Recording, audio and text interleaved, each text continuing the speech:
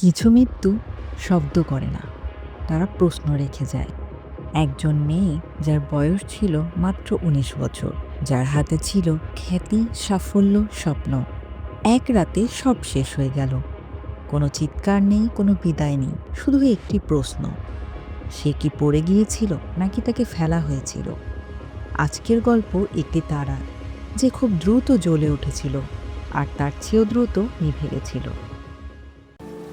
১৯৭৪ সাল। মুম্বাই শহর তখনও স্বপ্নের শহর, কিন্তু সব স্বপ্ন যে পূরণ হয় এমন নয়। এই শহরে একটি সাধারণ পরিবারে জন্ম নেয় একটি মেয়ে, নাম দিব্যা ভারতী। বাবা ওম প্রকাশ ভারতী, মা মীরা ভারতী। কোনো বড় নাম নয়, কোনো বড় ফিল্ম পরিবারের পরিচয় নয়। ক্যামেরার আলো তার জন্মের সময় ছিল না, ছিল শুধু একটি চঞ্চল মেয়ে আর তার বড় স্বপ্ন। স্কুলে পড়াশোনা চলছিল নিয়ম মতো, বন্ধুদের সঙ্গে হাসি, ঘরের ভেতর দৌড়ঝাঁপ, মাঝে মাঝে আয়নার সামনে দাঁড়িয়ে নিজের মতো করে সংলাপ বলা। সে তখনও জানত না ভবিষ্যৎ তাকে কোথায় নিয়ে যাবে, কিন্তু একটা কথা সে অনুভব করত: তার জীবন সাধারণ গণ্ডির মধ্যে আটকে থাকবে না। কৈশোর বয়সেই চোখে আলাদা এক আত্মবিশ্বাস দেখা যায়, যেটা বয়সের সঙ্গে মানায় না, কিন্তু স্বপ্নের সঙ্গে মানিয়ে যায়। অডিশন শুরু হয়, একটার পর একটা, কখনো আশা, কখনো নিরাশা। রিজেকশন আসে, কেউ বলে এখন না, কেউ বলে পরের বার। সে ফিরে আসে, কিন্তু থেমে যায় না। বলিউড তখন ব্যস্ত, নতুন মুখের জন্য জায়গা কম আর অপেক্ষা অনেক। কিন্তু দক্ষিণী ইন্ডাস্ট্রি তার চোখের আলোটা চিনতে পেরেছিল। সেখানেই তার প্রথম দরজা খুলে যায়। একজন সাধারণ মেয়ের স্বপ্ন দেখা যাত্রা সেখান থেকেই ধীরে ধীরে বাস্তব রূপ নিতে শুরু করে। তেলুগু সিনেমা দিয়েই শুরু হয়েছিল তার যাত্রা, তারপর তামিল। ভাষা ঠিক বুঝতো না, সংলাপ মুখস্থ করতে হতো শব্দ ধরে ধরে। অনেক সময় সেটে সে বুঝেই উঠতে পারতো না সে ঠিক কী বলছে। কিন্তু একটা জিনিস কেউ অস্বীকার করতে পারেনি: ক্যামেরা তাকে ভালোবাসতো। অভিনয় ছিল কাঁচা, কিন্তু চোখে ছিল এমন এক অনুভূতি যা শেখানো যায় না। পরিচালকরা বলতেন ও মেয়েটার মধ্যে কিছু আছে। ধীরে ধীরে ইন্ডাস্ট্রি তার নাম চিনতে শুরু করে, পোস্টারগুলোতে জায়গা বাড়তে থাকে, ফ্যানদের চিঠি আসতে থাকে। তারপর আসে ১৯৯২ সাল। বলিউড, যে ইন্ডাস্ট্রি এক সময় তাকে ফিরিয়ে দিয়েছিল, অবশেষে দরজা খুলে দেয়। বিশ্বআত্মা তার আত্মবিশ্বাসের প্রথম পরীক্ষা। শোলা और শবনম, যেখানে সে হয়ে ওঠে ঘরের নাম। আর তারপর দিওয়ানা। এই সিনেমা তাকে রাতারাতি সুপারস্টার বানিয়ে দেয়।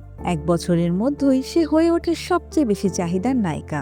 প্রতিদিন নতুন স্ক্রিপ্ট, নতুন গান, নতুন শুটিং, ক্যালেন্ডার ভর্তি জীবন নয়। কিন্তু এই সাফল্যের ভিড়েই চুপচাপ হারিয়ে যাচ্ছিল একটি জিনিস: তার নিজের শান্তি। মাত্র ১৮ বছর বয়সে সে নেয় এমন এক সিদ্ধান্ত যা কেউ ভাবতেও পারেনি। সে গোপনে বিয়ে করে ফেলে প্রযোজক সাজিদ নাডিয়াডওয়ালাকে। এই বিয়ে ছিল তার ভালোবাসার, কিন্তু একই সঙ্গে ভয় আর গোপনীয়তায় ভরা। কেউ জানতো না, মা জানতো না, পরিবার জানতো না, ইন্ডাস্ট্রিও না।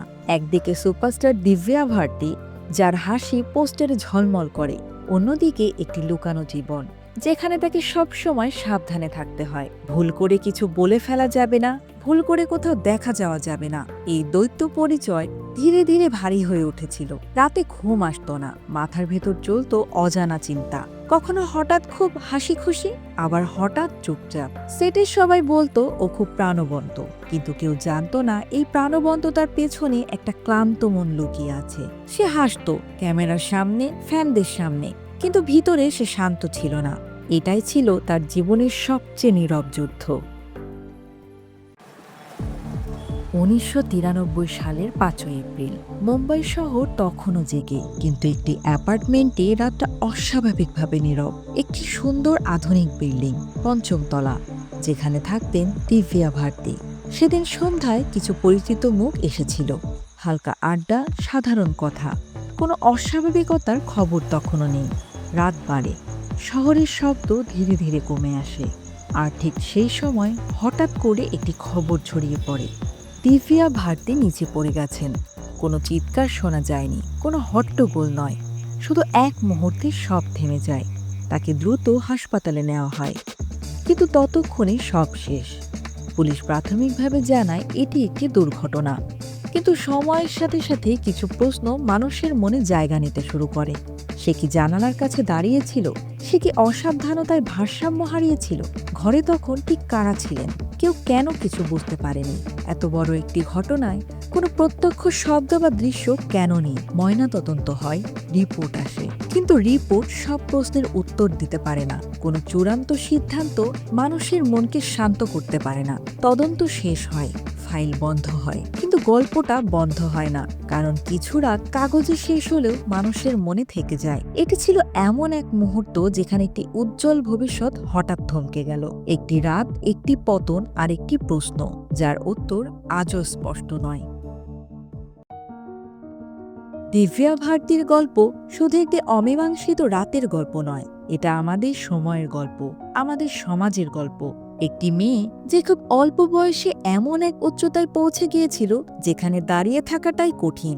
কম বয়সে সাফল্য মানুষের কাছ থেকে পরিপক্কতা আশা করে, কিন্তু আমরা ভুলে যাই পরিপক্কতা বয়সের সঙ্গে আসে, চাপ দিয়ে নয়। দিব্যা তখনও বড় হচ্ছিল, নিজেকে বুঝছিল, নিজের জায়গা খুঁজছিল, কিন্তু বাইরে থেকে সবাই দেখছিল একজন আত্মবিশ্বাসী হাসিখুশি সুপারস্টার।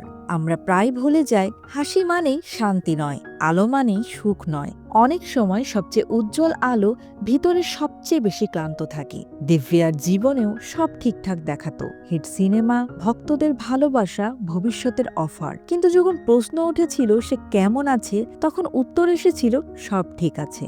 এই সব ঠিক আছে কথাটাই অনেক সময় সবচেয়ে বিপজ্জনক, কারণ এটা প্রশ্ন বন্ধ করে দেয়। এটা শুনে আমরা আর গভীরে যাই না। আজও আমরা জানি না সেই রাতে ঠিক কি হয়েছিল। হয়তো সেটি একটি দুর্ঘটনা ছিল, হয়তো পরিস্থিতির ভুল বোঝাবুঝি ছিল, কিন্তু নিশ্চিতভাবে বলা যায় দিব্যা আরো সময় পেতে পারত, আরো বাঁচতে পারত, আরো গল্প তৈরি করতে পারত।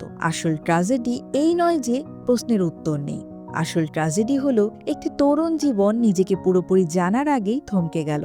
কিছু তারা সময় নিয়ে বড় হয়, ধীরে ধীরে আমাদের জীবনের অংশ হয়ে যায়, আর কিছু তারা হঠাৎ এসে এক মুহূর্তেই হৃদয়ে জায়গা করে নেয়। দিব্যা ভারতী ঠিক তেমনই ছিল। তার হাসি ছিল আলাদা, তার চোখে ছিল স্বপ্নের আলো।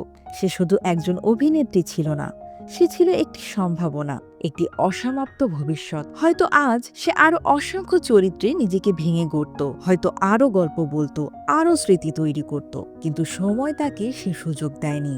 দিব্যা চলে গেছে, কিন্তু তার সিনেমা রয়ে গেছে, তার গান রয়ে গেছে, তার মুখের সেই চেনা হাসি রয়ে গেছে, আর রয়ে গেছে একটি নীরব প্রশ্ন, যেটা কাউকে দোষ দেওয়ার জন্য নয়, বরং মনে করিয়ে দেওয়ার জন্য।